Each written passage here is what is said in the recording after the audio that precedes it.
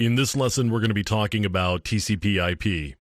TCP/IP is actually a suite of protocols designed to allow communication over a network. Even though there's only two protocols that are sort of listed in the name, we talk about TCP and IP.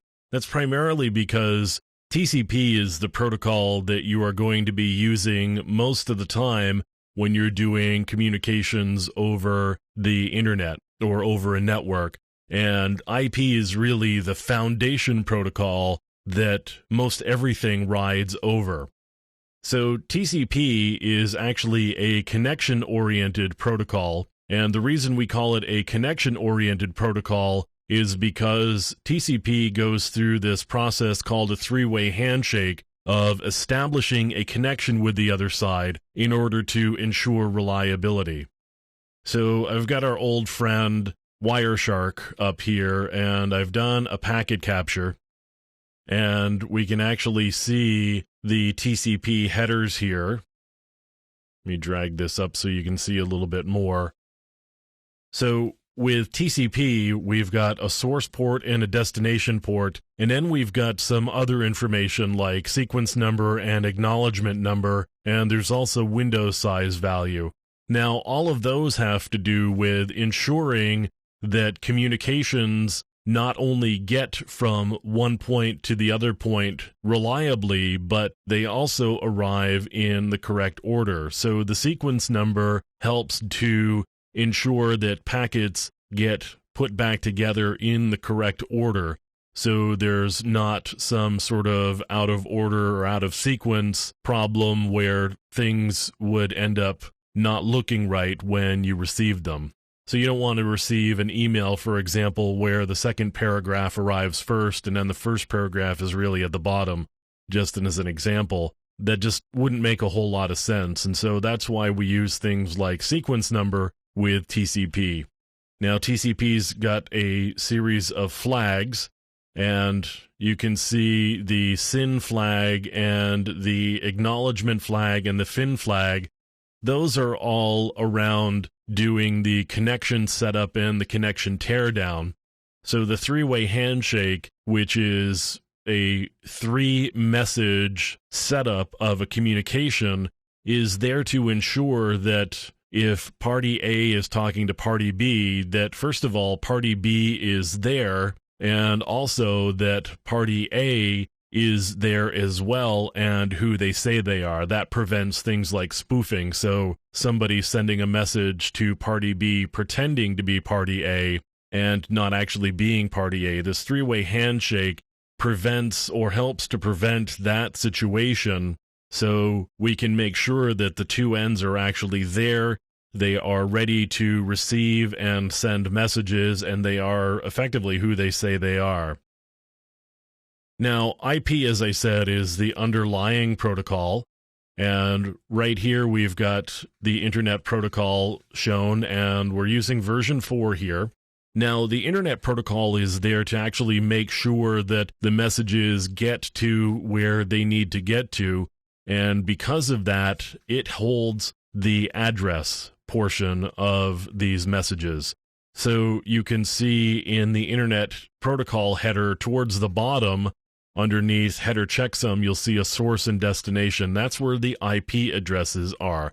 So not surprisingly, the IP addresses are stored in the IP version or the IP portion of the packet that is sent.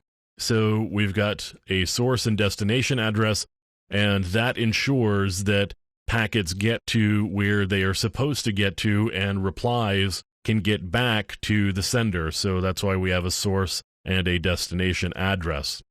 So as I said, IP is really sort of the foundation of this suite of protocols. Now, there are a number of other protocols as well. For example, the address resolution protocol, which helps to figure out what a local address is from an IP address, because there are a number of local protocols like Ethernet, for example, would be a local or a layer 2 protocol. And we need to be able to translate an IP address to a local address or a MAC or layer 2 address. So that's what the address resolution protocol is for, and that's part of the TCP/IP suite of protocols as well. So we've got one other protocol that you'll run into a lot, and it's sort of the analog of TCP. Where TCP is a reliable protocol, we've got the user datagram protocol here, which is an unreliable protocol. Now, unreliable protocol doesn't mean that if you send something via UDP, it's not going to get there. UDP uses sort of a best effort delivery mechanism where UDP will send something out on the wire and there won't be any attempt to ensure that the packet gets there, unlike TCP where there will be acknowledgments and other checks to make sure that messages get there and they're in sequence. With UDP, we get none of that. You send a message out with UDP and it may get there, it may not get there, it may get there out of sequence, actually. And the reason UDP exists is because sometimes we just want flat-out speed.